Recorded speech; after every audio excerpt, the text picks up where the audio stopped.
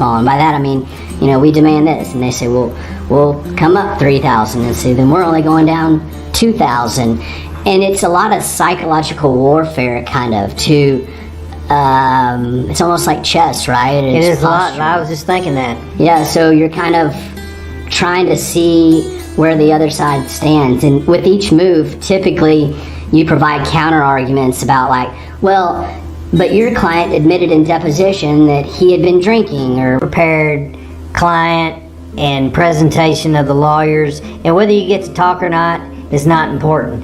This is getting us prepared for ultimate trial unless we're able to settle this. And by the way, let me just say, this could be the end of your case if you settle. Yeah. You don't have to go to trial. You don't have to keep taking depositions or answer interrogatories, which you hate, and get calls from my secretary saying we have to be in court next week, on 3 days notice. Bottom line is, if you set some side deal, if we have talked to you about our number, we're not going to lower it just because the mediator called us out in the hall. We may not settle. Absolutely. So let's talk about moves at mediation. So there's a lot of tactics that we can use at mediation. Tell them what you mean by moves. Well, so when we start out, we're going to start out at $11 billion, and the defense is going to start out at 0, and we're going to settle somewhere in the middle, right? And our first couple of moves are going to be pretty small usually, and their first couple of moves are going to be pretty small. We're talking about once every 5 years someone doesn't come to mediation, so don't think that you're the exception to the rule. I don't think I've ever had a mediation without my client being there. Yeah, it doesn't happen. It's just a point to be made, so you'll be there. Second, or next, I guess, is how long does the mediation take? And that depends. There are cases that I've mediated in 2 hours that we set for a 2-hour mediation. Often they are half-day mediation, so they go from 9 used during mediation. I was just going to say, during this moving back and forth chess game, I experienced, and I've been practicing 32 years, and my clients think it's a game. And it's not a game. It may seem like a strategy game, but it's not, and we're not going to treat it as a game. We have to do the moves, because if we could just walk in there and say, we'll take $500,000 and that's it, well, that's not a mediator. My rule is, if I got to be there, I want you to be there. Yeah. The mediator is going to require you to be there because you are the plaintiff and you're the only one that has authority to settle. Now, under extreme circumstances, I might could get you on the phone and get your authority, but the mediation really is not for the lawyers. It's for the litigants. And so if you're not there, you're not feeling the whole effect of what's going on in the room. You don't know what the defense strategy. First thing I want to talk about is dress code. What do you suggest for your clients? Well, I want you to be presentable and clean. I'm very much of the person, you don't buy my clothes, so you don't get to tell me what to wear. I don't buy your clothes, so I don't get to tell you what to wear. But let me just tell you, everything about the mediation is going to be, they're judging your credibility, what you're like, and your clothes say a lot about what you're like. And so I want you to be comfortable and clean. I'm going to tell you, it's a mediator thing, I swear. I can tell you what a lot of those are, in my experience. The mediator will come out here and say, look, I think I can get them to X number. Are y'all going to walk out? But I think that's as far as they're going to go. Well, he's testing the waters. Yeah, good point. He's like, is your client really that insistent on Y amount? And play it as it is. And we're not going to sell you out. Yeah. We don't want you to think we're out there making settle. This could be the end of your case. Yeah, and oftentimes the court imposes mediation, and I know Rafe's the type, he would prefer not to go to mediation. I think he dislikes it to an extent, right? Yes, I don't mean to put words in your mouth, but I see it as sometimes as a necessary process. And that is because I've found that sometimes the insurance company policies and procedures dictate that the adjuster telling them we're not going to pay more than this amount of money, and he knows they've got more authority. So we're all kind of posturing to an extent. But the bottom line is the mediator's not our friend. So we don't say certain things to him. We don't give him our bottom dollar per se. And that's not every case. There are times where I say, look, this is what it's going to take, and that's it. And I mean it. And maybe we don't get it done, but at least they know that. Yeah, and I want to add to what Chris is saying about it. And so, 2 of those are bad. Yeah. I had someone once tell me, and I just remember this rhyme because it always sticks with me, is settlements make the money flow, trials make the blood flow. I love trying cases. I do too. I know you love trying cases, but that's not always the best option for our clients. That's right. Our commitment is to do what's in the best interest of the client, and sometimes it's to settle. Yeah, absolutely. Well, unless you have anything to add, I think that pretty much. And then we will, and you'll have been prepared for this, we'll ask you to just kind of say how the wreck or the termination or whatever affected you. So it will be necessary for you to speak at that point. Now, by all means, if you don't feel comfortable about that, we can discuss it, and you don't absolutely have to. I mean, later at trial, you'd have to speak anyway, so I kind of feel Good like practice. it's a good practice, yeah. Can I add one thing? Yes. I won't waive opening joint. Almost every war and conflict that you can think of was won based on the information that was received through the scout. So I go to mediation to be on the scout, because in the event we don't settle at mediation, I may have learned something. I was able to judge the demeanor of opposing counsel, maybe his client if the client's there. Yeah. And I can use that information to help us win the war, because trial is a war. Yeah, It really is. And the object of a war is to kill everybody on the other side and have one of yours still. This is not somebody's going to say this is what this is worth, but there are exceptions to that. Yeah, the mediator's proposal, is that what you're talking about? Mm-hmm. So sometimes cases end in mediator's proposals, and we've spent however long the mediation is, and we're at a point where it just doesn't seem like it's going to get resolved that day. The mediator will issue a proposal saying that he suggests that the case settle for X amount of dollars. He will say noon or 8:30 to 12:30, and sometimes the mediator will go over if necessary. And then we have full day mediations, and some of those I've even gone from 8 a.m. until midnight to try to get the case resolved. Because again, that is our best chance of getting the case resolved, and sometimes in a really big catastrophic case, it's 4 or 5 p.m. before we're even sniffing the possibility of a settlement.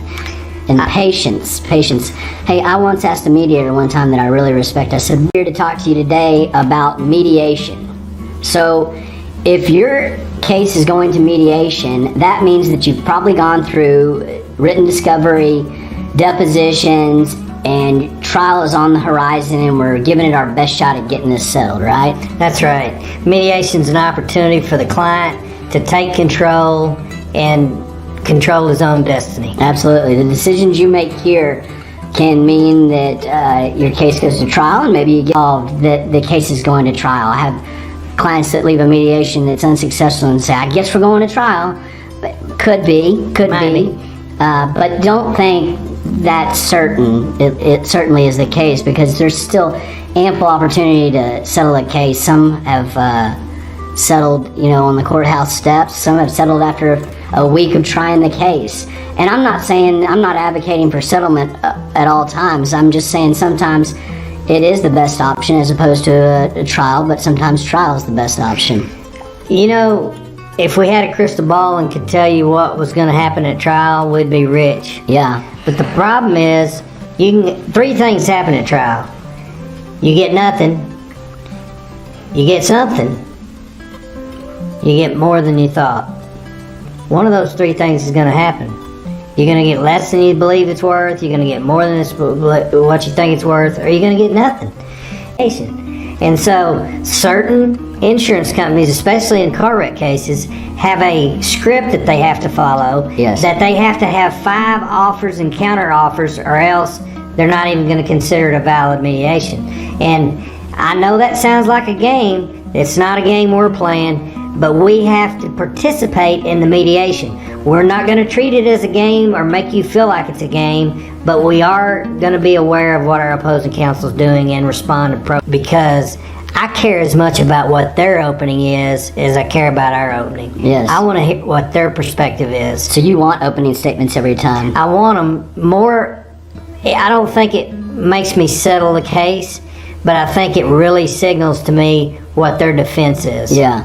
Now, if you're a client and you're watching this video, do be aware that sometimes the mediator won't allow opening statements. Like if it's a 2-hour mediation, they're going to say, we don't have time for that. So if in the mediator's office, and we're going to start out in one separate room, and the defense is going to start out in another separate room, and the mediator may convene us in a bigger office or switch us around and bring us all together in one office, and we will do an opening statement where me or another lawyer from the firm will kind of give your position on the case, especially if it's a mediation that occurs prior to any discovery. We don't know whether they agreed, and that's important because later on additional facts could be discovered through the lawsuit, or maybe the defendant goes to jail, or maybe something happens with your case that lowers or increases the value. We can go back to that number we were at during mediation, that high number because that we didn't agree to in the mediator's proposal, and the defense can do the same thing. Is that making sense? That makes perfect sense. We got to get out of here so I can pick my kid up at school. Come on, we can invest the time that is needed to give us the best shot at mediating. Absolutely. And before we conclude, I want to talk about what happens if your case doesn't settle at mediation, because that's often the case. We've talked about the mediator's proposal, and that's a way that can resolve a case, but many times the mediator will continue to work the case. Just like we had to go to mediation for the insurance to be at mediation. My client has to be in mediation. I'm a person that if you file this lawsuit, you sued these people, you created this situation, if I got to be there, you got to be there. That's just my rule. Now, are there exceptions to that rule? Sure. You're in the hospital, you're having surgery, you're, whatever, you got a really good excuse. We might try to reschedule the mediation. If it's impossible, we'll try to get an exception. But I think that happened when I was a younger lawyer and less prepared and didn't prepare my client. But know that they're going to say stuff that pisses you off. Now that you know that, you shouldn't get pissed off, right? Right. Well, on preparation, I think it starts way before the mediation. I'd like to encourage you to go watch our segment on knowing the medical, knowing your case, knowing your treaters, because nothing will be more persuasive than a strategy is or what their case is about. Let me just tell you an example hypothetically. If you're saying that you got fired wrongfully and that you were retaliated against, and then in the mediation they go, well, what about those 95 absences you had last year? Mm-hmm. Wow, that changes the complexion of the day, right? Mm-hmm. And so we need you to be there so that you can feel the full impact. So especially if it's court ordered, the court will order both parties to be there.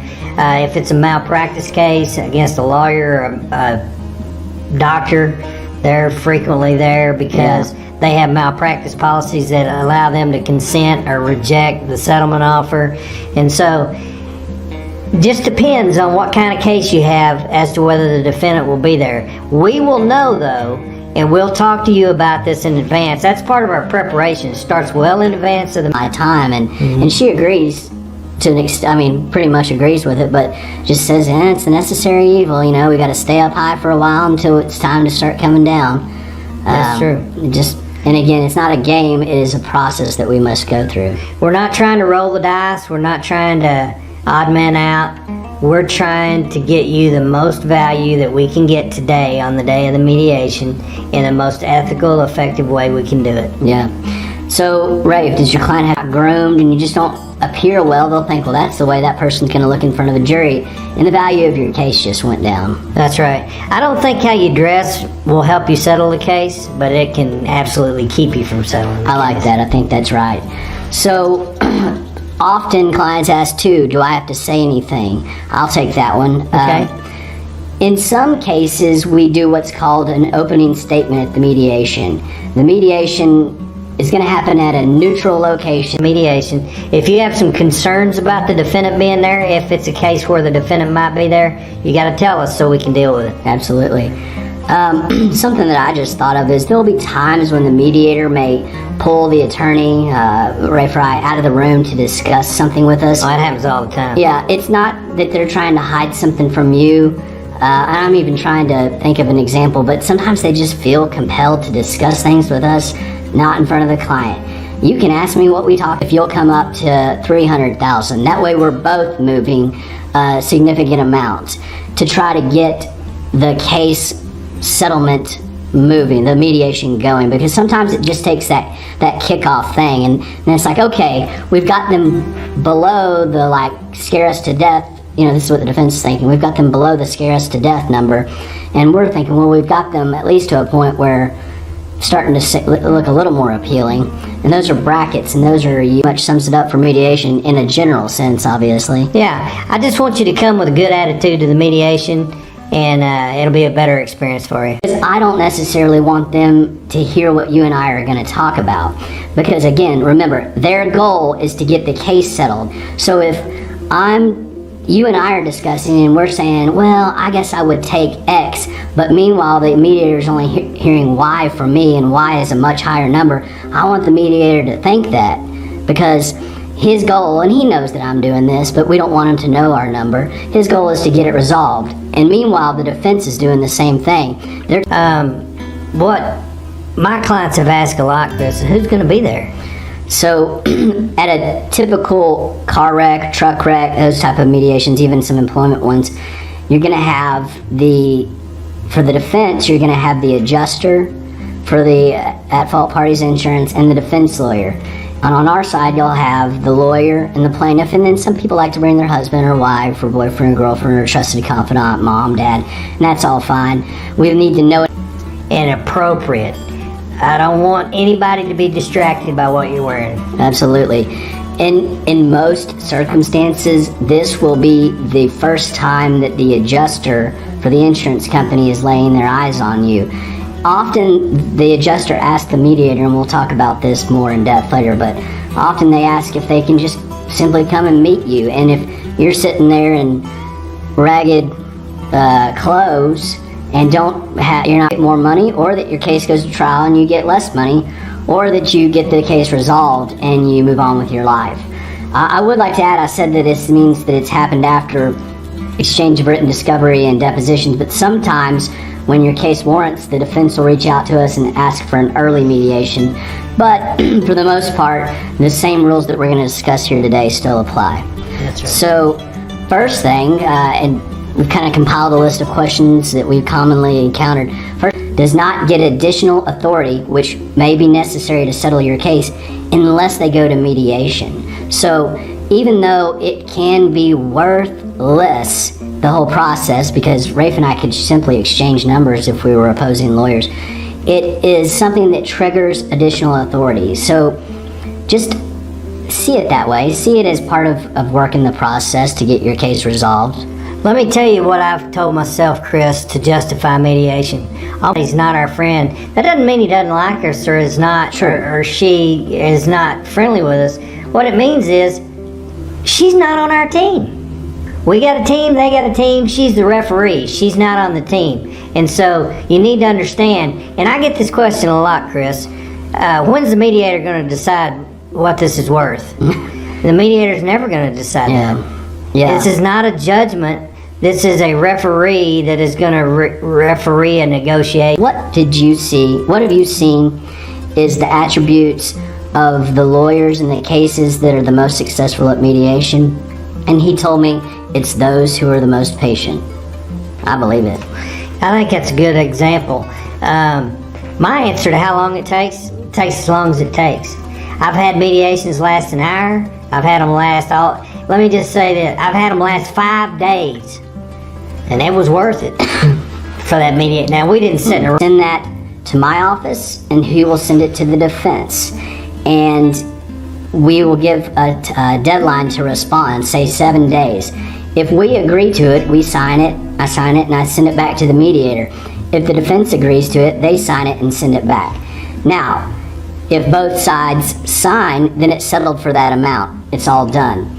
If we sign and the defense doesn't, they don't know that we agreed to that, and vice versa. If they sign and we don't, and they work to resolve a case.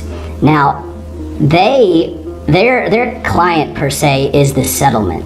right? That's their goal. That's what they want to accomplish. So with that in mind, they're not on our side. They'll be going back and forth, carrying the offers, and they'll come into our room and we'll discuss what the defense has offered. And I may say, you know, sir, can you please give us a second? We can advance so we can let the mediator know, because often they provide a nice little lunch. But key is the defendant will not be there, and that pisses some of my clients off, and I get it, but it cuts both ways. I've struggled with the idea and thinking, you know, I'm going to compel these defendants to attend mediation, but quite frankly, most of them don't have the authority to insist that the insurance company settle the case. And sometimes you'll have an adjuster who's willing to settle the case, but you've compelled the defendant to be there, and the defendant is adamant that they don't settle the case. So we've found... You shoot yourself in the foot. Yeah, you shoot yourself in the foot. So we've found that it's best not to compel the defendant. Now, I do want the adjuster there, and if they don't have the adjuster there, I'm going to kick and scream, and we're going to file a motion. Well, now, Chris, you're mostly talking about car wreck mediations, Yeah. right? My experience in employment mediations, in case you're an employment client, is that the defendant is often there. Adjuster to get more authority to settle the case.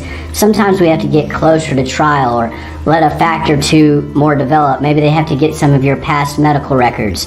Maybe they didn't properly evaluate the case when they came. That mediator will usually still continue to work on your case, still stay in contact with each side via telephone, text, whatever, and do his best to resolve the case. So don't think just because you're leaving a mediation and it's not resolved standing. That's a pretty bloody, horrific thing to do, but that's what a trial is. Mediation, and I always say a good mediation may be one where you feel like you didn't get enough and they feel like they paid too much. Maybe that was a good result. Yeah, I've heard a lot of mediators say that if both sides walk away unhappy, then the mediator did his job right. I've heard that too. So a mediator is typically someone who used to practice law more actively, and sometimes they still practice law actively. Room for 5 days. We left after the first day about midnight, and we were on call and mediated that case for 5 days.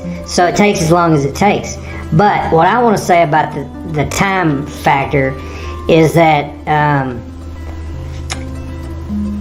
what else is more important?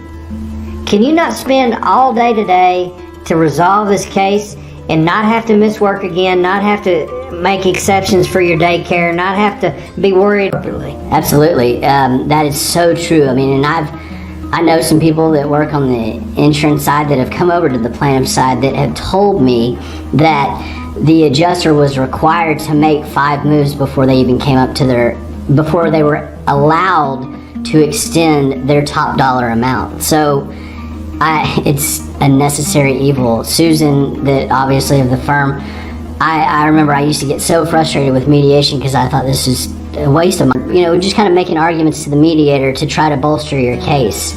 And those are moves. But there's also more thought out moves that sometimes happen in the mediation later on, and that's brackets.